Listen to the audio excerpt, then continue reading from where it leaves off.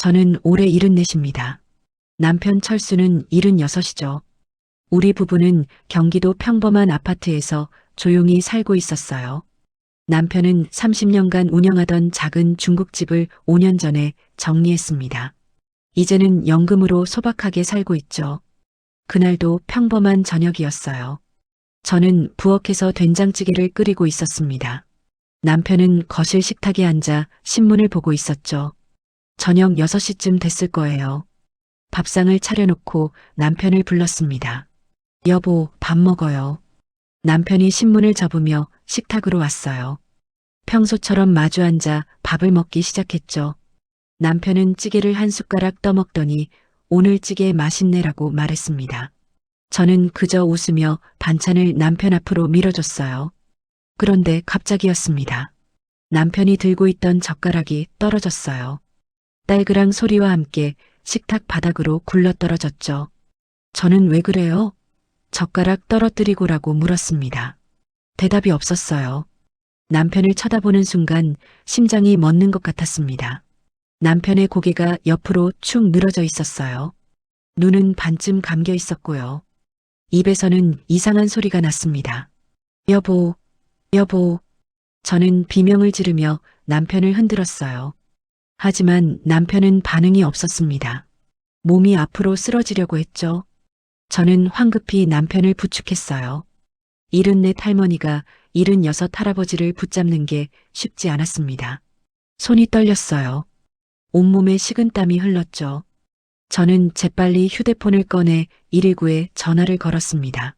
손이 너무 떨려서 번호를 잘못 누를 뻔했어요. 여보세요. 우리 남편이 갑자기 쓰러졌어요. 빨리 와주세요. 목소리가 제대로 나오지 않았습니다. 119 직원이 침착하게 주소를 물었어요. 저는 떨리는 목소리로 주소를 말했죠.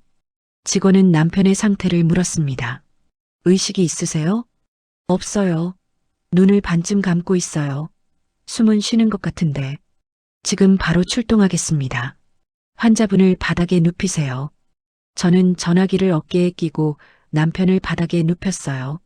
남편의 몸이 생각보다 무거웠습니다. 팔이 저리고 허리가 아팠지만 정신없었죠.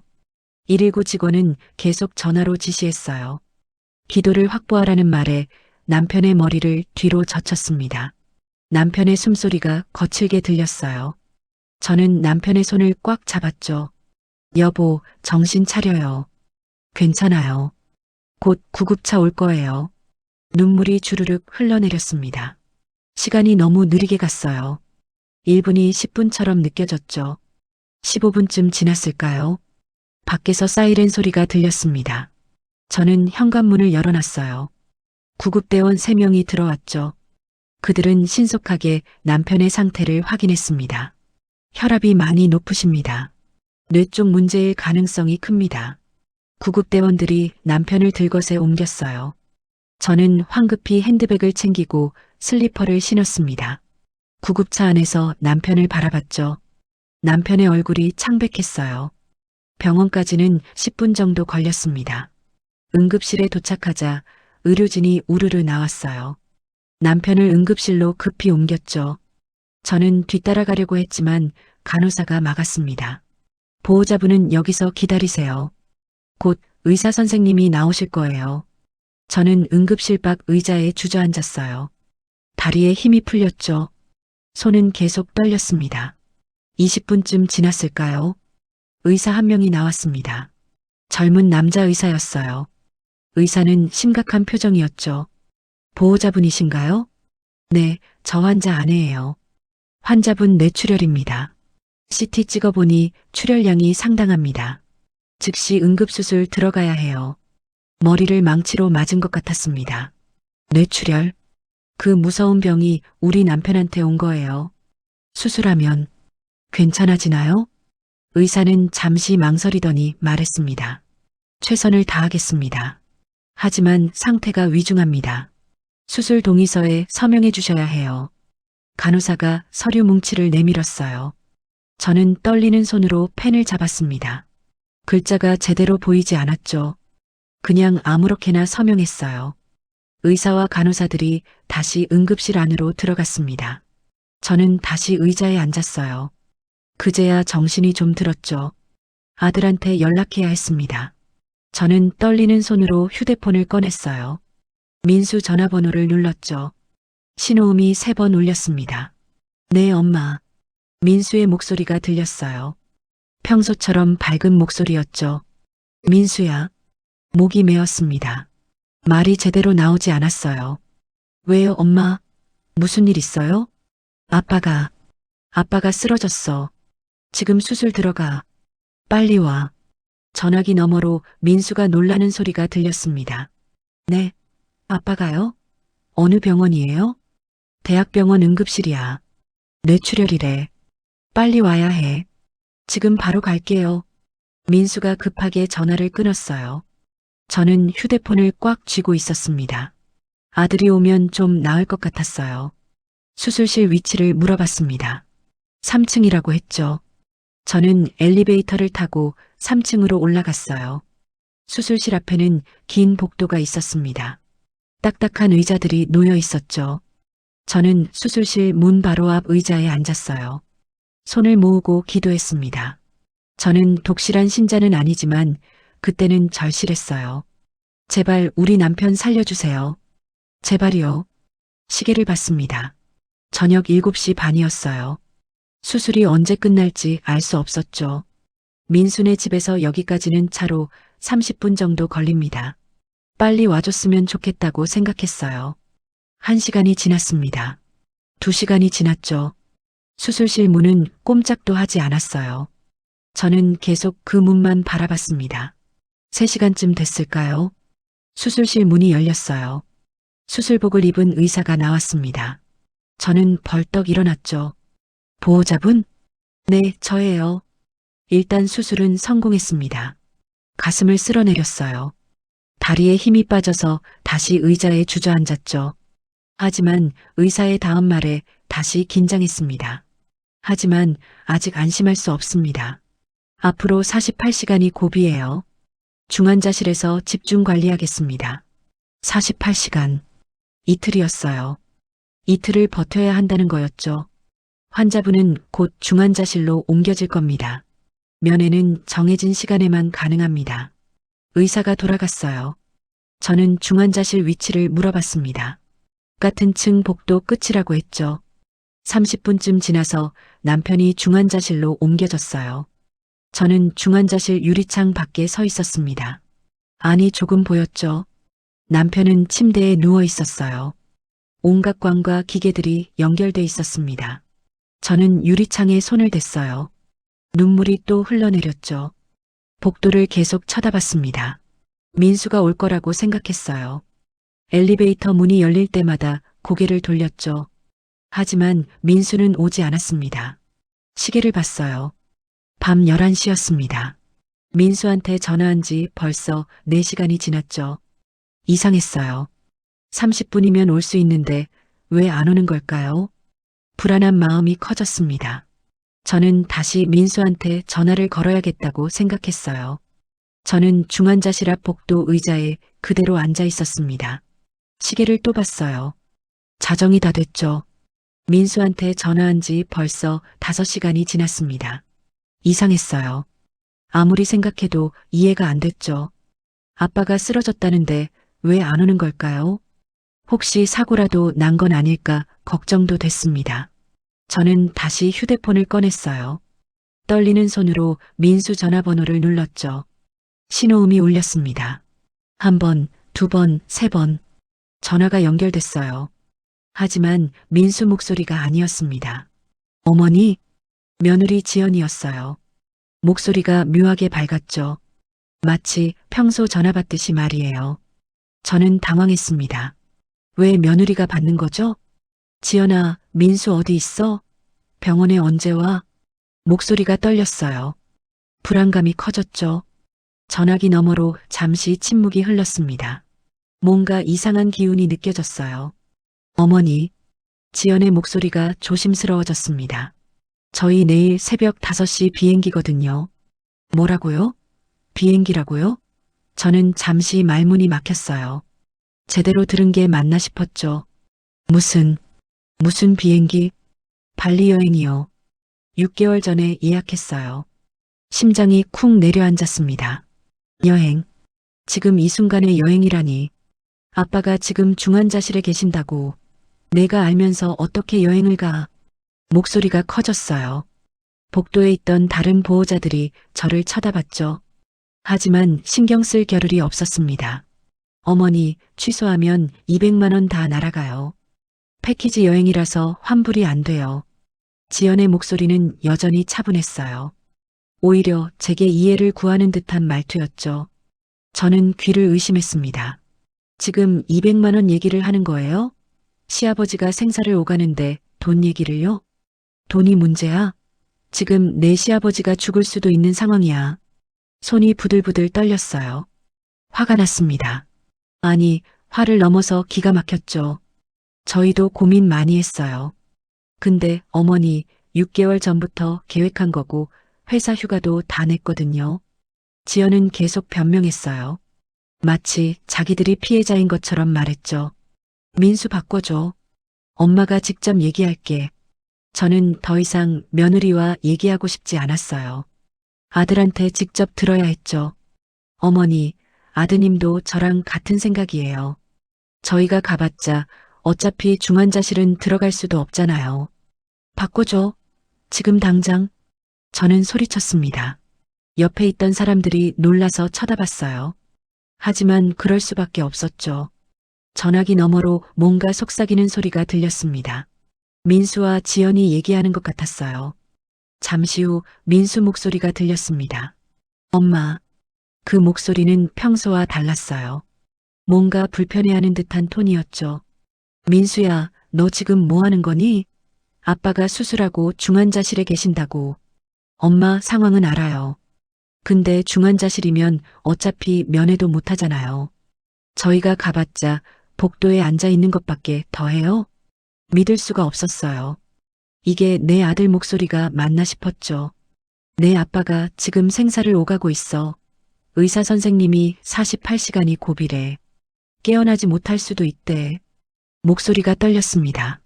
눈물이 또 쏟아졌어요. 엄마, 너무 걱정 마세요.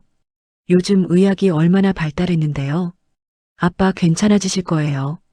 민수는 태연하게 말했어요. 마치 남의 일처럼 말이죠. 그럼 너는 아빠가 혹시라도 깨어나지 못하면 어떡할 건데? 마지막 모습도 못 보고 여행 가 있을 거야? 엄마, 그렇게까지 안 드실 거예요. 수술 성공하셨다고 하셨잖아요. 저는 한숨이 나왔습니다. 말이 안 통했어요. 민수야, 제발 부탁이야. 지금 당장 와줘. 엄마 혼자는 너무 힘들어. 목소리가 떨리며 애원하듯 말했습니다. 제 목소리가 이렇게까지 간절할 수 있나 싶었어요. 엄마, 저희 비행기가 새벽 5시예요. 지금 11시가 넘었고요. 곧 자야 해요. 공항도 가야 하고. 지금 그게 중요해? 내 아빠가 이러는데. 저희 다음 주 수요일 밤에 돌아와요. 그때 바로 병원 갈게요. 일주일이면 아빠 상태도 좋아지실 거예요. 일주일이라고요. 일주일 후에 온다고요. 너 지금 제정신이니? 내 아빠가 지금 중환자실에서 기계에 의지해서 숨 쉬고 계셔. 저는 목이 메었습니다. 울먹이는 목소리가 나왔어요. 엄마, 너무 감정적으로 생각하지 마세요. 저희가 가봤자 할 수 있는 게 없어요. 의사 선생님들이 다 알아서 하실 거잖아요. 민수의 목소리는 여전히 차분했습니다. 너무 차분해서 오히려 더 무서웠어요. 아빠가 너 찾으실 텐데. 중환자실에 계시면 의식도 없으실 거 아니에요. 엄마가 옆에 계셔주시면 돼요. 저는 더 이상 말할 힘이 없었어요. 가슴이 답답했죠. 엄마, 너무 걱정 마세요. 아빠 괜찮아지실 거예요. 저희 돌아오면 바로 갈게요. 몸 챙기시고요. 민수가 전화를 끊으려는 게 느껴졌습니다. 민수야, 제발. 엄마, 저희 짐 싸야 해요. 끊을게요. 아빠한테 문자로 연락드릴게요. 뚝. 전화가 끊어졌어요. 저는 그대로 휴대폰을 들고 멍하니 앉아 있었습니다. 방금 무슨 일이 일어난 건지 실감이 안 났어요. 아들이 지금 아빠 수술하고 중환자실에 있는데 여행을 간다고요. 일주일 후에 본다고요. 손에서 힘이 빠졌습니다. 휴대폰이 바닥에 떨어졌어요. 소리가 났지만 죽지 않았죠. 눈물이 주르르 흘러내렸습니다. 가슴이 너무 아팠어요. 남편 걱정도 컸지만 아들한테서 받은 충격이 더 컸죠. 45년을 키운 아들입니다. 배 아파 낳고 젖 먹여 키웠어요. 대학 보내려고 새벽부터 밤까지 일했죠. 민수 학비 마련하려고 저는 식당에서 설거지도 했습니다. 그런 아들이 지금 아빠가 죽어가는데 여행을 간다고요. 저는 주저앉아 울었어요. 소리내서 울고 싶었지만 참았죠. 여기는 병원이니까요. 옆에 있던 중년 여자분이 다가왔습니다. 괜찮으세요? 무슨 일 있으세요? 저는 고개를 저었어요. 말할 수가 없었죠. 휴대폰을 주워들었습니다. 화면에 민수 통화 기록이 보였어요. 통화 시간 5분 23초, 고작 5분입니다. 아들과 5분 통화하고 끝났어요. 저는 중환자실 유리창 쪽으로 걸어갔습니다. 남편이 보였어요. 여전히 침대에 누워 있었죠. 온갖 기계 소리만 들렸습니다. 유리창에 이마를 댔어요.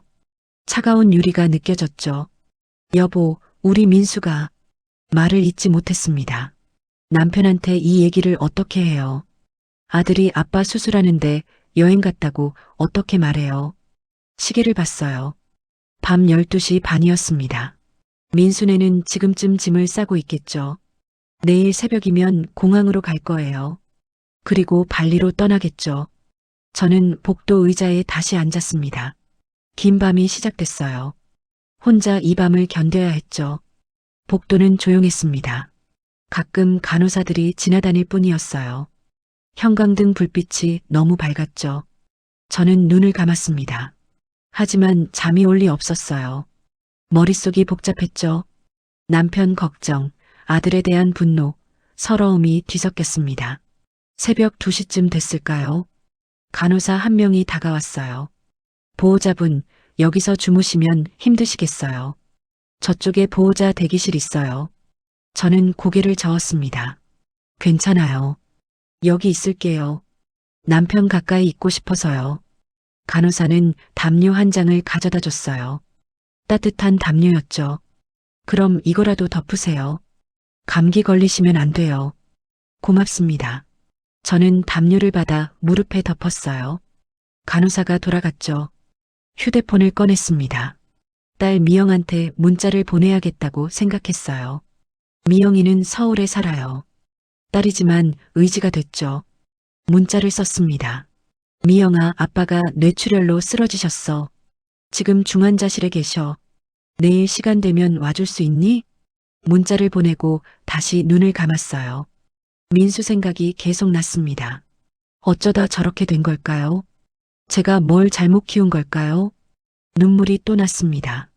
그렇게 저는 긴 밤을 보냈어요. 혼자서 말이죠.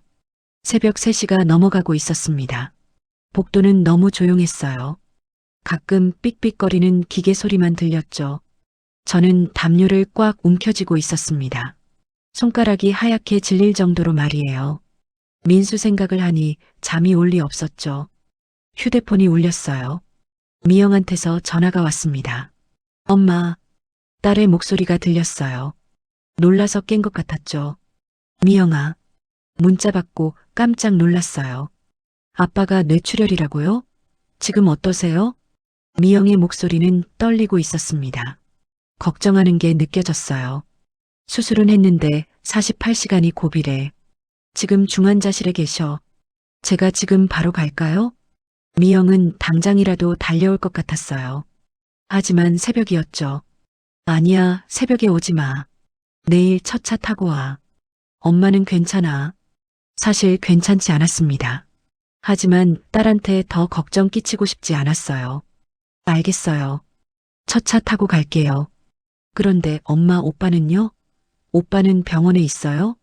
그 질문이 나올 줄 알았습니다. 저는 한숨을 쉬었어요. 오빠는 여행 간대. 잠시 침묵이 흘렀습니다. 미영이 제대로 들은 건가 싶었던 것 같아요. 네, 여행이요? 아빠가 이런 상황인데요? 발리 간다고 하더라. 6개월 전에 예약했대. 말도 안 돼요. 취소하면 되잖아요. 미영의 목소리가 커졌습니다. 화가 난 게 느껴졌어요. 엄마도 그렇게 말했어. 근데 듣지 않더라. 돈 아깝다고, 회사 휴가 냈다고. 오빠가 미쳤나 봐요. 어떻게 그럴 수가 있어요? 미영은 믿을 수 없다는 반응이었습니다. 저도 마찬가지였죠. 엄마, 오빠한테 제가 전화할게요. 제가 설득할게요. 그냥 놔둬. 벌써 비행기 탔을 거야. 에이, 설마요. 새벽 5시 비행기면 지금쯤 공항 가는 중이겠네요.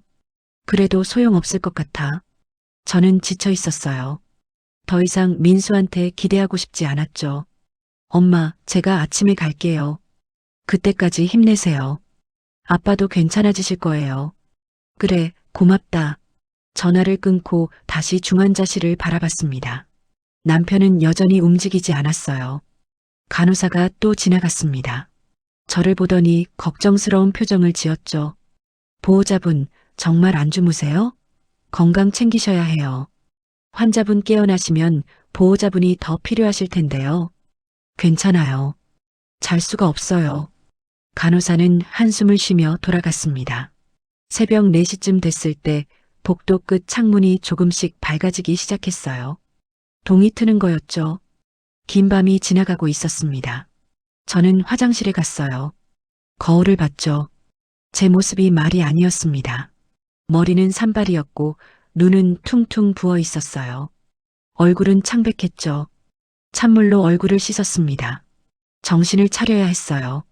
오전 7시쯤 미영이 도착했습니다. 딸이 복도를 뛰어왔어요. 엄마, 미영이 저를 꽉 안았습니다. 따뜻했어요. 엄마, 많이 힘드셨죠? 괜찮아. 내가 와줘서 고마워. 미영은 제 얼굴을 보더니 눈물을 글썽였습니다. 엄마, 얼굴이 왜 이래요? 밤새 한숨도 못 주무셨어요? 아빠 걱정돼서. 미영이 중환자실 유리창으로 갔어요. 안을 들여다보더니 손으로 입을 막았죠. 아빠, 딸도 눈물을 흘렸습니다. 우리 둘은 그렇게 유리창 앞에 서 있었어요. 오전 9시쯤 의사가 나왔습니다.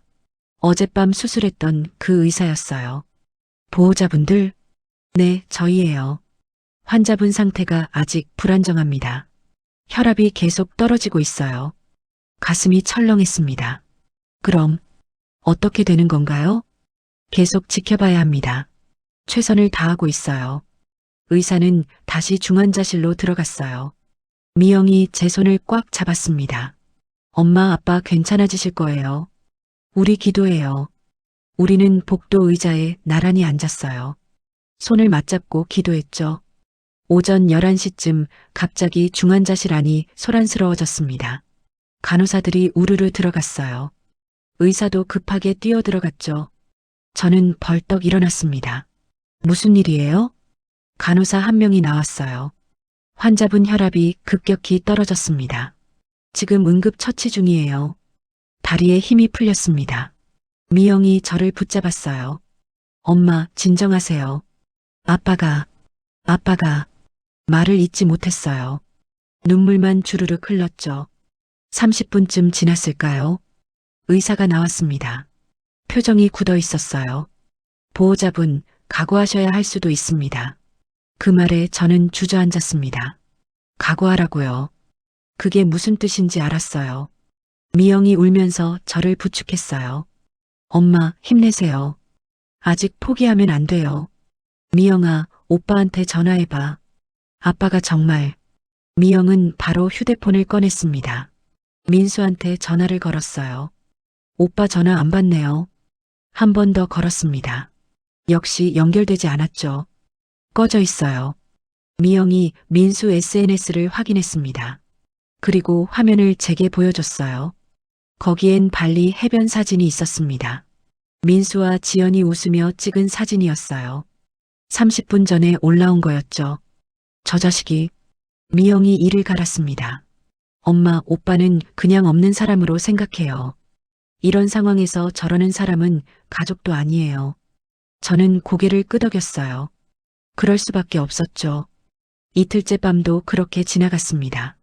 미영이 옆에 있어줘서 조금 나았어요. 하지만 남편 상태는 여전히 안 좋았죠. 사흘째 되는 날이었습니다. 토요일 오후 2시쯤이었어요. 간호사가 나왔습니다. 이번엔 표정이 조금 밝았어요. 보호자분, 환자분이 의식을 찾으셨어요. 정말요? 저는 벌떡 일어났습니다. 네, 방금 눈을 뜨셨어요. 잠깐 면회 들어가실 수 있어요. 미영과 저는 급히 중환자실로 들어갔습니다. 손 소독하고 가운 입고 들어갔어요. 남편이 침대에 누워 있었습니다. 눈을 뜨고 있었어요. 저를 보더니 입술이 움직였죠. 여보, 목소리가 작고 떨렸습니다. 하지만 남편 목소리였어요. 여보, 정신 차렸어요? 나예요. 순자예요. 저는 남편 손을 잡았습니다. 왼손은 조금 움직였어요. 하지만 오른손은 꿈쩍도 하지 않았죠. 아빠, 저예요. 미영이요. 미영도 울면서 말했어요. 남편이 미영을 봤습니다. 그리고 고개를 조금 돌렸어요. 누군가를 찾는 것 같았죠. 민수는 남편이 힘겹게 말했습니다. 저는 가슴이 찢어지는 것 같았어요. 남편이 아들을 찾고 있었죠. 민수는 곧 올 거예요. 거짓말이었습니다. 하지만 진실을 말할 수가 없었어요. 남편은 오른쪽 몸을 움직이려고 했습니다. 하지만 전혀 움직이지 않았어요. 표정이 굳어졌죠. 의사가 들어왔습니다. 환자분, 의식 돌아오신 거 축하드립니다. 하지만 뇌출혈 후유증으로 우측 마비가 왔어요. 재활 치료가 필요합니다. 우측 마비. 그 말이 귓가에 맴돌았어요. 남편이 눈물을 흘렸습니다. 자기 오른팔이 움직이지 않는다는 걸 깨달은 거였죠. 괜찮아요, 여보. 재활하면 나아질 거예요. 저는 남편을 안심시켰습니다. 하지만 제 마음도 무너지고 있었어요. 면회 시간이 끝났습니다. 우리는 중환자실을 나왔어요. 복도에서 미영이 말했습니다. 엄마, 다행이에요. 아빠가 깨어나셨어요. 그래, 다행이야. 하지만 앞으로가 더 걱정이었습니다. 재활은 어떻게 하죠? 간병은 누가 하죠? 비용은 어떻게 마련하죠? 그리고 민수, 아들은 언제 올까요? 일주일 후라고 했죠. 그때쯤이면 남편이 아들 얼굴을 볼 수 있을까요? 저는 창밖을 바라봤습니다. 햇살이 따뜻했어요. 하지만 제 마음은 추웠죠. 남편이 의식을 되찾은 건 다행이었습니다. 하지만 그게 끝이 아니었어요. 오히려 시작이었죠. 다음날 아침 의사가 저를 불렀습니다. 상담실로 들어갔어요. 미영도 함께 있었죠. 환자분 상태가 안정됐습니다. 다행히 생명에는 지장이 없어요. 일단 안도했습니다. 하지만 의사 표정이 밝지만은 않았어요. 뇌출혈 후유증으로 우측 마비가 왔습니다. 오른쪽 팔다리를 전혀 쓸 수 없는 상태예요. 그럼 계속 그런 건가요? 재활 치료를 열심히 하면 어느 정도 회복될 수 있습니다. 하지만 시간이 오래 걸려요. 몇 달, 길게는 몇 년이 될 수도 있죠. 몇 년이라는 말에 가슴이 답답해졌어요. 일단 일주일 정도 더 입원하시고 퇴원하셔야 해요. 그 후엔 집에서 요양하시거나 재활병원으로 옮기셔야 합니다. 집에서 요양하려면 어떻게 해야 하나요? 보호자가 상주하셔야 합니다. 환자분이 혼자서는 아무것도 못하시거든요. 식사, 화장실, 씻기 등 모든 걸 도와드려야 해요. 저는 고개를 끄덕였습니다. 물론 간병인을 쓰시는 게 좋습니다. 보호자분 연세도 있으시고 힘드실 거예요. 간병인 비용이 얼마나 하나요? 하루 12만 원 정도예요. 한 달이면 360만 원 정도 되죠. 360만 원. 저는 계산기를 두드려 봤습니다. 우리 연금은 부부 합쳐 월 250만 원이었어요. 간병인 비용만 내면 생활비가 부족했죠. 일단 생각해 보겠습니다. 상담실을 나왔어요. 미영이 걱정스러운 얼굴로 물었습니다. 엄마, 간병인 비용 감당되세요? 글쎄다. 연금으로는 부족해. 제가 도와드릴게요. 너도 애들 키우고 집안 꾸리기 바쁘잖니. 괜찮아. 하지만 괜찮지 않았어요. 머릿속이 복잡했죠. 그날 저녁 저는 은행에 갔습니다. 적금을 해약하려고요. 5년간 모은 1천만 원이었어요. 남편과 여행 가려고 모은 돈이었죠.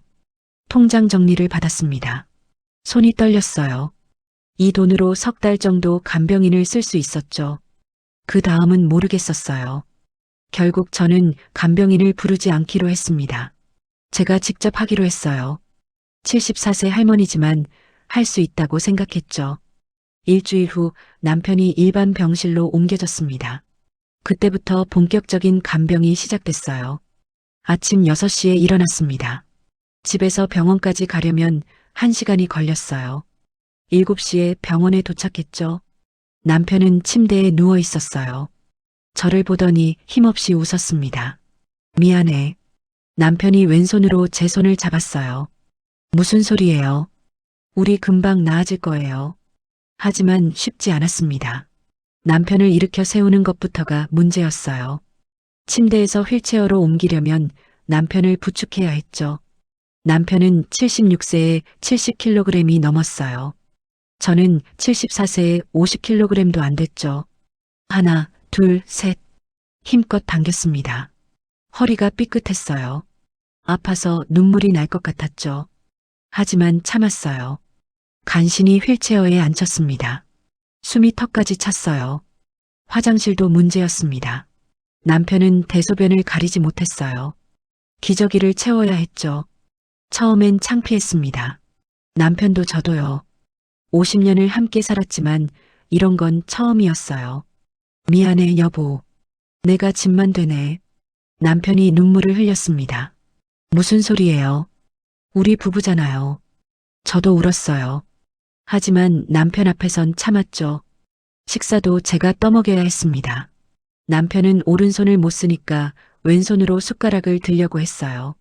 하지만 잘 안 됐죠. 내가 먹여줄게요. 한 숟가락씩 떠서 입에 넣어줬어요. 남편은 씹는 것도 힘들어했습니다. 삼키는 것도 조심스러워했죠. 한 끼 식사에 30분이 걸렸어요. 씻기는 더 힘들었습니다. 목욕은 엄두도 못 냈어요. 침대에서 물수건으로 닦아줬죠. 상체를 돌리고 다리를 들어 올리고 매번 허리가 끊어질 것 같았어요. 일주일쯤 지났을 때 허리가 너무 아팠습니다. 무릎도 퉁퉁 부었어요. 병원 약국에서 진통제를 샀죠. 하루에 진통제를 3번씩 먹었습니다. 그래야 견딜 수 있었어요. 미영이 휴가를 냈습니다. 일주일간 저를 도와주겠다고 했어요. 엄마, 제가 할게요. 엄마는 좀 쉬세요. 미영이 남편을 돌봤습니다. 저보다 훨씬 수월하게 했어요. 젊으니까요. 미영아, 고맙다. 내가 없었으면 어쩔 뻔했니? 당연한 거예요. 근데 엄마, 오빠는 언제 오는데요? 민수 얘기가 나왔습니다. 저는 한숨을 쉬었어요. 수요일에 온다고 했어. 수요일이면 내일인데요. 오빠 정말 오기는 하는 거예요? 글쎄다. 사실 저도 확신이 없었어요. 그날 저녁 미영이 화를 냈습니다. 엄마, 이건 혼자 할 수 있는 일이 아니에요. 제가 일주일 쉬는 것도 한계예요. 회사도 있고 애들도 봐야 하고. 알아. 오빠가 와야 해요. 아들이잖아요. 어떻게 아빠가 이러는데 여행을 가요? 미영은 눈물을 흘렸습니다. 화가 나서 우는 거였어요. 오빠한테 당장 전화할 거예요. 내일 돌아온다면서 왜 연락도 없어요? 미영이 민수한테 전화를 걸었습니다. 이번엔 연결됐어요. 오빠, 나 미영이야. 아빠 상태 알아? 전화기 너머로 민수 목소리가 들렸습니다. 알아. 의식 돌아오셨다며? 다행이네. 다행이긴 뭐가 다행이야. 우측 마비 왔어. 지금 엄마 혼자 간병하시는데 얼마나 힘드신 줄 알아? 그래서 내가 내일 병원 간다니까. 내일 몇 시에 와? 낮에 와야 해. 엄마 좀 도와드려야지. 비행기가 밤 10시에 도착해. 병원은 모레 갈게. 모레라고요. 미영이 한숨을 크게 쉬었어요. 오빠 양심이 있어? 일주일간 아빠가 이러는데 여행 갔다 와서 하루도 못 받으려? 야, 나도 피곤해. 여행 다녀오면 원래 쉬는 거 아니야? 미영이 전화를 끊어버렸습니다. 얼굴이 빨개졌어요. 엄마, 저 오빠 진짜 모르겠어요. 그냥 놔둬. 기대 안 해. 저는 이미 아들한테 실망했어요. 더 이상 기대하지 않기로 했죠. 그날 밤 남편이 물었습니다. 민수는 왔어? 또 아들을 찾았어요. 저는 가슴이 아팠죠. 곧 와. 여행 갔다가 내일 온대. 여행? 응, 출장 비슷한 거래. 거짓말이었습니다. 하지만 진실을 말할 수가 없었어요. 남편은 고개를 끄덕였습니다. 하지만 뭔가 이상하다는 표정이었어요. 밤 11시쯤 남편이 잠들었습니다. 저는 병실 소파에 누웠어요. 온몸이 쑤셨죠. 허리가 너무 아팠습니다. 일어나기도 힘들었어요. 진통제를 또 먹었죠. 거울을 봤습니다. 일주일 만에 제 얼굴이 많이 변했어요. 뺨이 쏙 들어갔고 눈 밑에 다크서클이 생겼죠. 10kg은 빠진 것 같았어요. 새벽 2시쯤 남편이 깼습니다. 민수야. 남편이 중얼거렸어요. 잠꼬대였죠. 민수야, 아빠 여기 있어. 눈물이 흘러내리고 있었습니다.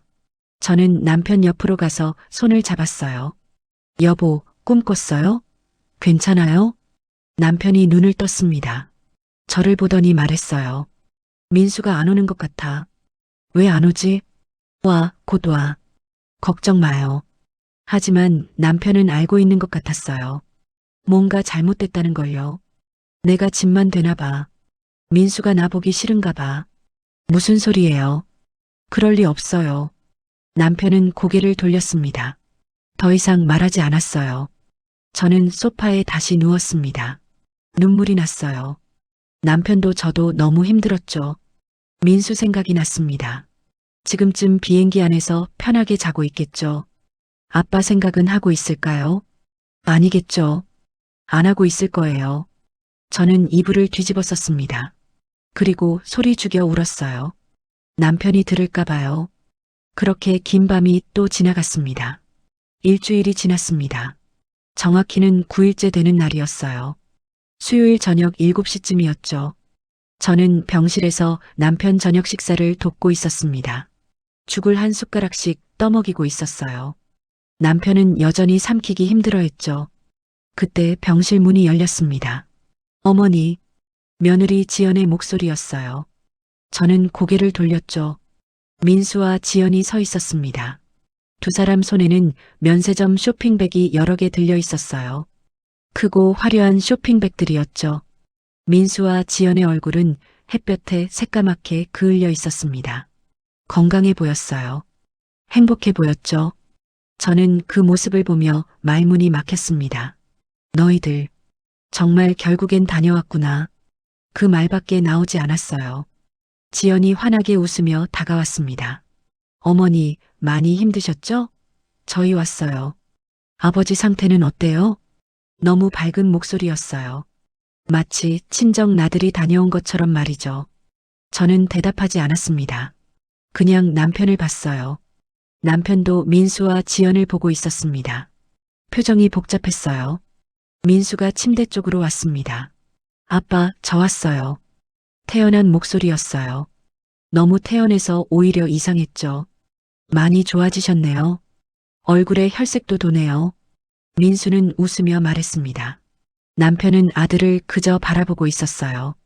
그러더니 갑자기 눈물이 주르륵 흘러내렸죠. 민수야.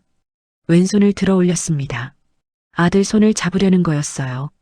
민수가 아버지 손을 잡았습니다. 하지만 금방 놓았어요. 아빠, 괜찮아지실 거예요. 걱정 마세요. 남편은 계속 눈물을 흘렸습니다. 말을 하려고 했지만 나오지 않았어요. 지연이 쇼핑백을 침대 옆 테이블에 올려놓았습니다. 어머니, 저희도 여행 내내 걱정돼서 제대로 즐기지도 못했어요. 저는 지연을 쳐다봤습니다. 헛웃음이 나왔어요. 그래, 걱정을 많이 했어? 네, 밤에도 잠을 제대로 못 잤어요. 아버지 생각하면서요. 지연은 진지한 표정이었습니다. 저는 참고 있던 게 터지려고 했어요. 하지만 꾹 눌렀죠. 그럼 SNS에 올린 그 행복한 사진들은 뭐니? 네, 미영이한테 봤어. 해변에서 웃으면서 찍은 사진들. 걱정돼서 잠도 못 잤다는 사람들 같지 않던데? 지연의 얼굴이 굳었습니다. 민수가 끼어들었어요. 엄마, 그건 그냥 분위기상 찍은 거예요. 분위기상? 저는 민수를 똑바로 쳐다봤습니다. 내 아빠가 중환자실에서 생사를 오갈 때 너희는 분위기상 웃으면서 사진 찍었구나. 엄마, 됐어. 이제 와서 무슨 말을 해도 소용없어. 저는 다시 남편 쪽으로 돌아섰습니다. 죽을 떠서 입에 넣어줬어요. 병실이 조용해졌습니다. 민수와 지연은 어정쩡하게 서 있었어요. 잠시 후 지연이 다시 입을 열었습니다. 어머니, 여기 선물이요. 쇼핑백을 들어 보였어요. 발리에서 유명한 코코넛 오일이랑 커피예요. 피부에 좋대요. 저는 쇼핑백을 쳐다보지도 않았습니다. 그거 너희가 써. 어머니, 필요 없어. 집에 가서 너희끼리 나눠 써. 지연이 당황한 표로 민수를 봤어요. 민수가 말했습니다.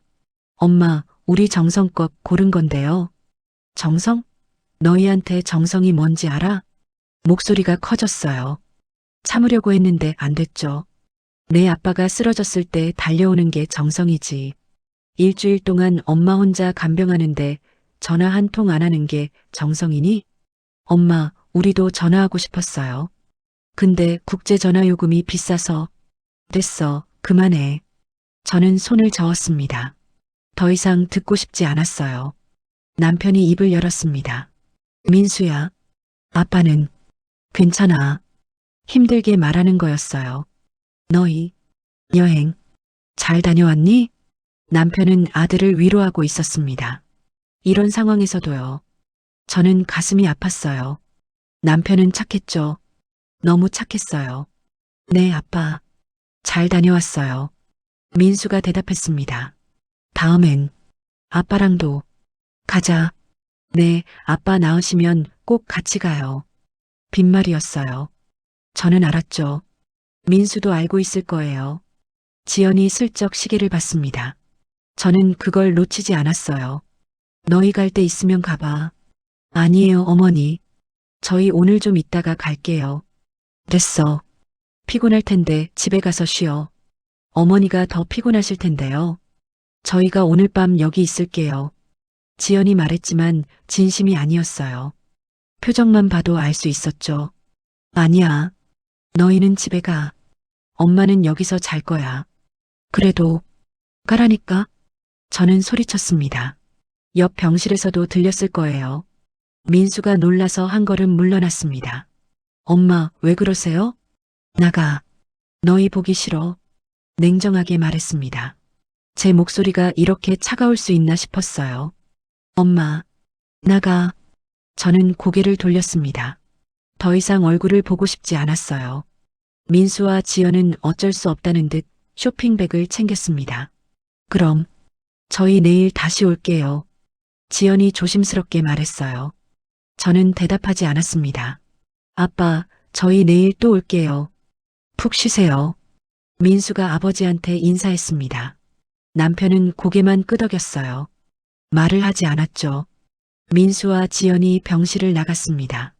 문이 닫혔어요. 저는 그대로 남편 옆에 앉아 있었습니다. 온몸에 힘이 빠졌어요. 남편이 저를 봤습니다. 여보, 너무 심하게 한 거 아니야? 심해요? 내가요?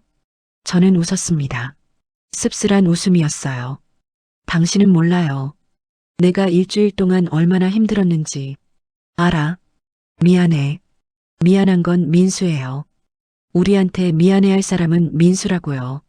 남편은 더 이상 말하지 않았습니다. 고개를 돌리고 천장을 바라봤어요. 저는 남편 손을 잡았습니다. 여보, 우리 이제 민수한테 기대하지 말아요. 우리끼리 살아요. 그래도 아들인데 아들이 아니에요. 이미 아들 자격을 잃었어요. 남편 눈에서 눈물이 또 흘렀습니다. 저도 울었어요.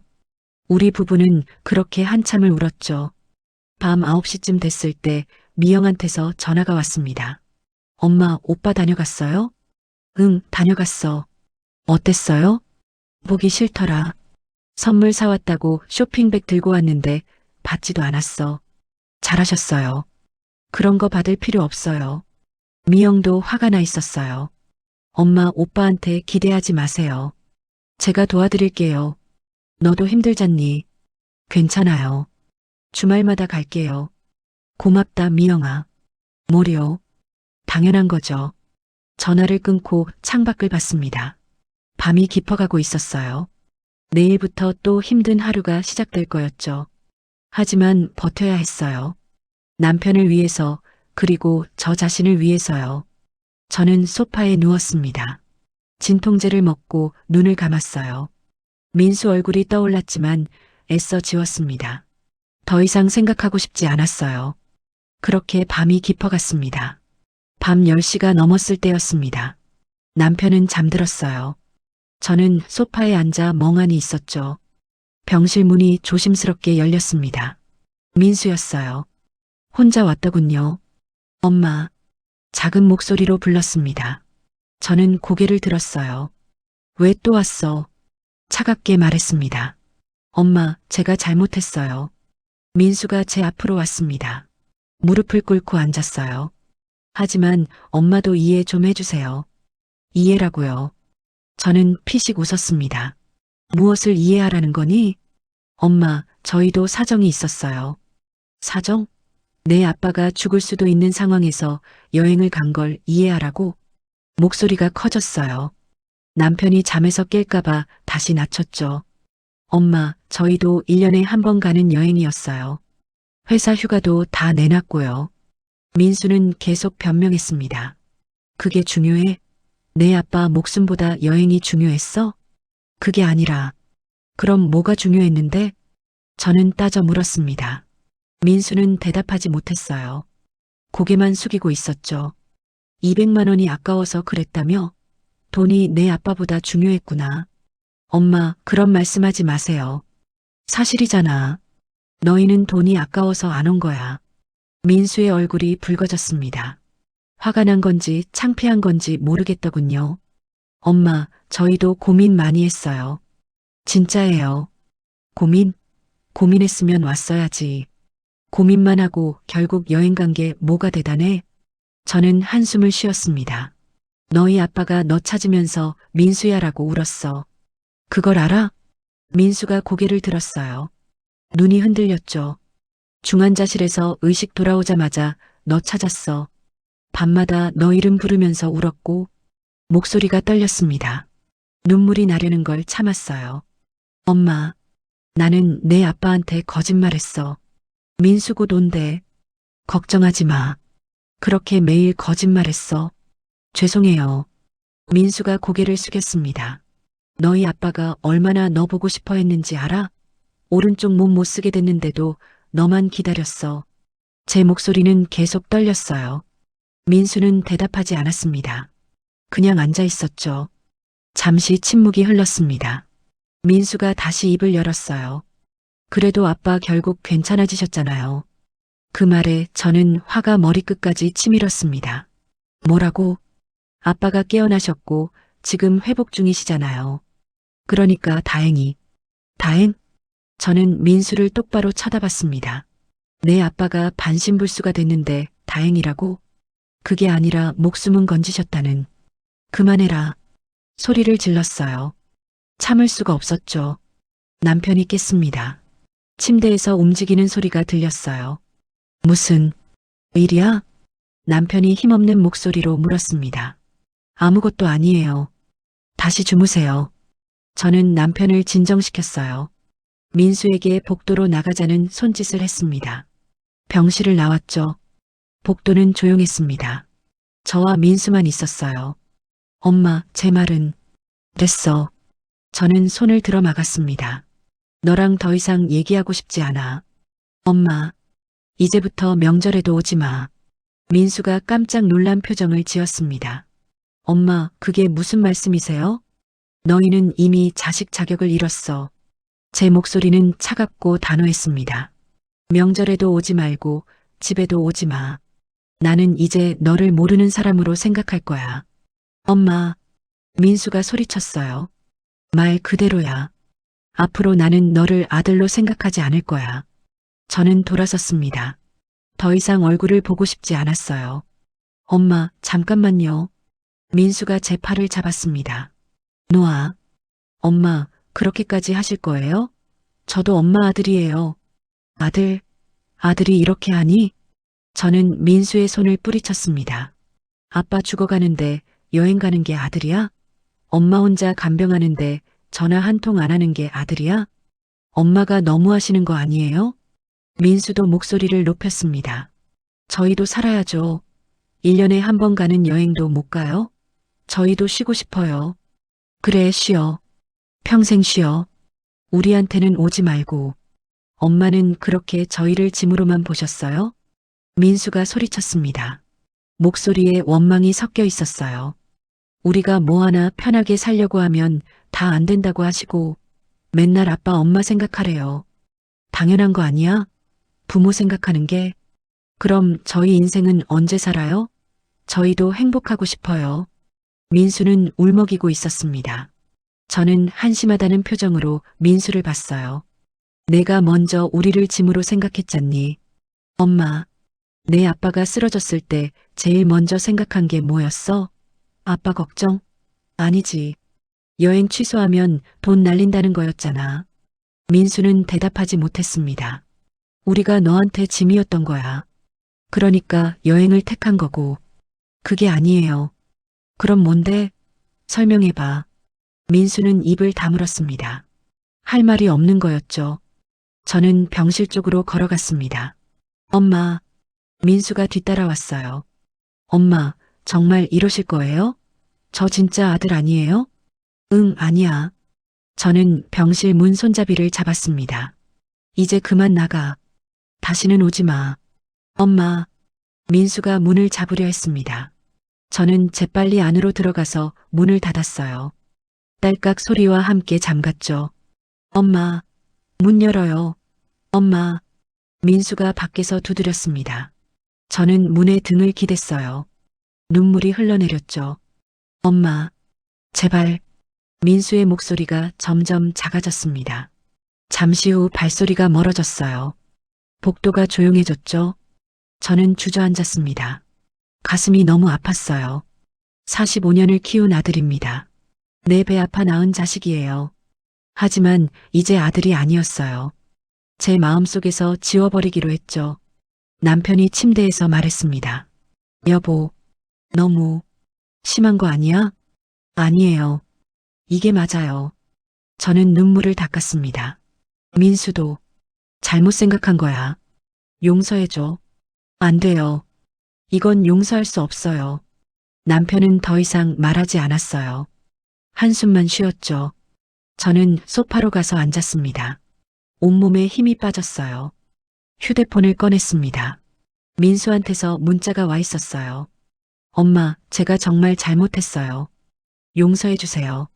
저는 문자를 지웠습니다. 읽지도 않았어요. 그리고 민수 번호를 차단했습니다. 지연 번호도 차단했죠. 이제 끝이었어요. 정말 끝이었죠. 창밖을 봤습니다. 밤하늘에 별이 보였어요. 내일부터 또 힘든 하루가 시작될 거였습니다. 하지만 이제 민수 생각은 하지 않기로 했어요.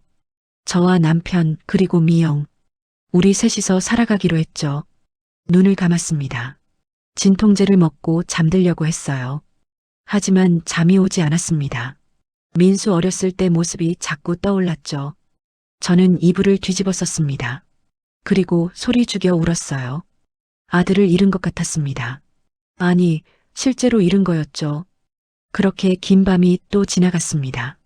한 달이 지났습니다. 남편이 드디어 퇴원하는 날이었어요. 의사가 말했습니다. 집에서 꾸준히 재활치료 받으시면 조금씩 나아지실 거예요. 감사합니다, 선생님. 저는 고개를 숙여 인사했어요. 미영이 차를 가져왔습니다. 남편을 휠체어에 태워 차까지 옮겼죠. 집으로 돌아왔습니다. 한 달 만이었어요. 집이 낯설게 느껴졌죠. 남편을 침대에 눕혔습니다. 남편은 천장을 바라보며 한숨을 쉬었어요. 집이 좋네. 그러게요. 이제 편히 쉬어요. 하지만 쉬는 게 아니었습니다. 재활치료가 시작됐거든요. 매일 아침 물리치료사가 집으로 왔어요. 남편의 오른쪽 팔다리를 움직여주는 거였죠. 남편은 아파했습니다. 재활치료는 고통스러웠어요. 아야, 아파. 조금만 참으세요. 이걸 해야 나아지세요. 물리치료사가 말했습니다. 저는 옆에서 남편 손을 잡아줬어요. 같이 아픈 것 같았죠. 일주일쯤 지났을 때 민수가 찾아왔습니다. 토요일 오후였어요. 초인종이 울렸고 저는 문을 열었죠. 어머니, 민수와 지연이 서 있었습니다. 손에는 과일 바구니를 들고 있었어요. 뭐하러 왔어? 냉정하게 말했습니다. 아버지 퇴원하셨다고 들었어요. 문병 왔어요. 필요 없어. 그냥 가. 저는 문을 닫으려고 했어요. 엄마, 제발. 아빠만 잠깐 뵙고 갈게요. 민수가 문을 잡았습니다. 놓아. 엄마. 그때 안에서 남편 목소리가 들렸어요. 여보, 들어오라고 해. 저는 한숨을 쉬었습니다. 어쩔 수 없이 문을 열었어요. 민수 부부가 안으로 들어왔습니다. 남편 침대 옆으로 갔죠? 아빠 많이 좋아지셨어요? 민수가 환하게 웃으며 말했습니다. 남편은 고개만 끄덕였어요. 말을 하지 않았죠. 아버니, 여기 과일 가져왔어요. 지연이 과일 바구니를 테이블에 놓았습니다. 저는 거들떠보지도 않았어요. 부엌으로 가서 설거지를 했죠. 30분쯤 지났을까요? 민수 부부가 나갔습니다. 그럼 저희 다음 주에 또 올게요. 저는 대답하지 않았어요. 그냥 문을 닫아버렸죠. 일요일에는 미영이 왔습니다. 아이들도 데려왔어요. 할아버지, 아이들이 침대로 달려왔습니다. 우리 손주들, 남편 얼굴에 웃음이 번졌어요. 한 달 만에 보는 진짜 웃음이었죠. 미영이 부엌에서 음식을 만들었습니다. 청소도 했어요. 엄마, 냉장고 정리했어요. 유통기한 지난 거 다 버렸고요. 고맙다. 당연한 거죠. 엄마도 많이 힘드시죠? 괜찮아. 이제 익숙해졌어. 하지만 익숙해지지 않았어요. 매일 힘들었죠. 월요일 아침이었습니다. 저는 결심을 했어요. 변호사 사무실을 찾아갔습니다. 재산 정리를 해야겠다고 생각했거든요. 어떻게 오셨어요? 젊은 여자 변호사가 물었습니다. 유언장을 쓰고 싶어요. 아, 네. 재산이 어떻게 되시나요? 저는 가지고 있는 재산을 설명했어요. 아파트 한 채, 예금 5천만 원, 그게 전부였죠. 자녀분은 몇 분이세요? 아들 하나, 딸 하나예요. 보통은 반반씩 나누시는데요. 아니요. 딸한테 70%, 아들한테 30% 주고 싶어요. 변호사가 놀란 표정을 지었습니다. 특별한 이유가 있으신가요? 네, 있어요. 저는 그동안 있었던 일을 설명했어요. 남편 입원, 민수의 여행, 혼자 간병했던 일들을요. 변호사는 고개를 끄덕였습니다. 충분히 이해됩니다. 그렇게 작성하겠습니다. 일주일 후 유언장이 완성됐어요. 저는 서명했죠. 집에 돌아와서 통장 비밀번호를 모두 바꿨습니다. 민수가 알고 있던 번호였거든요. 비상금도 옮겼어요. 옷장 안신발 상자에 넣어뒀던 500만 원이었죠. 민수가 알고 있었어요. 이사 도와줄 때 본 거였죠. 저는 그 돈을 미영한테 맡겼습니다. 엄마, 이게 뭐예요? 비상금이야. 내가 보관해. 왜요? 엄마가 가지고 계세요. 만약을 위해서야. 내가 맡아줘. 미영은 고개를 끄덕였습니다. 알겠어요.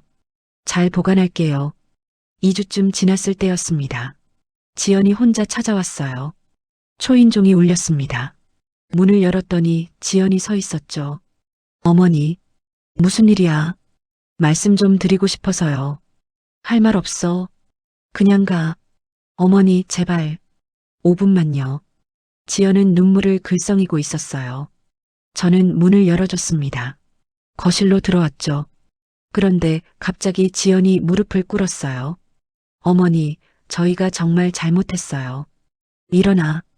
용서해 주세요. 제발. 지연은 눈물을 흘리며 바닥에 이마를 댔습니다. 그때 정말 미쳤었어요.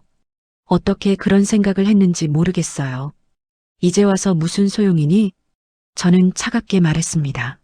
그때 와야 했어.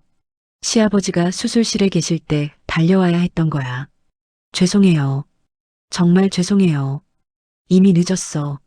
어머니, 너희 때문에 내가 얼마나 힘들었는지 알아? 혼자 간병하면서 얼마나 울었는지 알아? 제 목소리가 떨렸어요. 너희 아버지가 얼마나 민수 찾으면서 우셨는지 알아? 죄송합니다. 지연은 계속 고개를 숙이고 있었어요. 일어나서 나가. 다시는 오지 마. 어머니, 나가. 저는 문을 열었습니다. 지연은 일어나서 나갔어요. 뒤돌아보며 말했죠. 어머니, 정말 죄송합니다. 문을 닫았습니다. 딸깍 소리가 났어요. 그날 저녁 동네 친구들을 만났습니다. 경로당에서 모임이 있었거든요. 친구 영숙이가 물었어요. 순자야, 남편 많이 좋아지셨어? 응, 조금씩 나아지고 계셔. 아들이 잘 돌봐주지? 저는 씁쓸하게 웃었습니다. 아들, 얘기하면 길어. 친구들한테 그동안 있었던 일을 얘기했어요. 영숙이가 혀를 찼습니다. 이런, 그게 무슨 자식이야? 정말 말도 안 돼. 아빠가 죽어가는데 여행을 가? 다른 친구 순이도 고개를 저었어요. 순자야, 넌 잘했어. 그런 자식은 버려야 해. 맞아. 자식이라고 다 자식이 아니야. 친구들은 모두 제 편을 들어줬습니다. 위로가 됐어요. 유산도 딸한테 더 줬다며? 잘했어. 당연하지. 힘들 때 곁에 있어준 사람이 진짜 자식이지. 집으로 돌아왔습니다. 남편은 재활 운동을 하고 있었어요. 왼손으로 공을 쥐었다 펴기를 반복하고 있었죠. 여보, 열심히 하시네요. 응, 빨리 나아야지. 남편의 표정은 밝았어요. 예전보다 많이 좋아졌죠. 저녁을 먹이고 설거지를 했습니다. 남편을 씻기고 잠자리에 눕혔어요. 밤 10시쯤 됐을 때 미영한테서 전화가 왔습니다. 엄마, 오빠한테서 연락 왔어요. 뭐래? 엄마 설득 좀 해달래요. 용서받고 싶대요. 그냥 무시해. 알겠어요. 엄마, 힘내세요. 응, 고맙다. 전화를 끊고 창밖을 봤습니다. 달이 밝게 떠 있었어요. 2달 전만 해도 상상도 못했던 일들이었죠. 남편이 쓰러지고 아들과 의절하고. 하지만 이제 평온했습니다. 마음이 편해졌어요. 민수한테 기대하지 않으니까 실망할 일도 없었죠. 미영이 주말마다 와줬어요. 손주들도 자주 왔고요. 남편은 조금씩 나아지고 있었습니다. 오른손 손가락을 조금 움직일 수 있게 됐어요. 여보, 봐요. 손가락이 움직여요. 남편이 신기한 듯 말했습니다. 정말 대단한데요? 저는 박수를 쳤어요. 우리 둘은 웃었습니다. 오랜만에 함께 웃는 것 같았죠. 저녁을 먹으며 남편이 말했어요. 여보, 우리 이대로 조용히 살자. 네, 그래요. 미영이랑 손주들만 있으면 돼. 그렇지? 네, 그거면 충분해요. 남편도 이제 받아들인 것 같았어요. 민수와의 관계를요. 밤에 침대에 누워 생각했습니다. 74년을 살아오면서 이런 일이 생길 줄 몰랐어요. 자식과 의절하게 될 줄은요. 하지만 후회하지 않았습니다.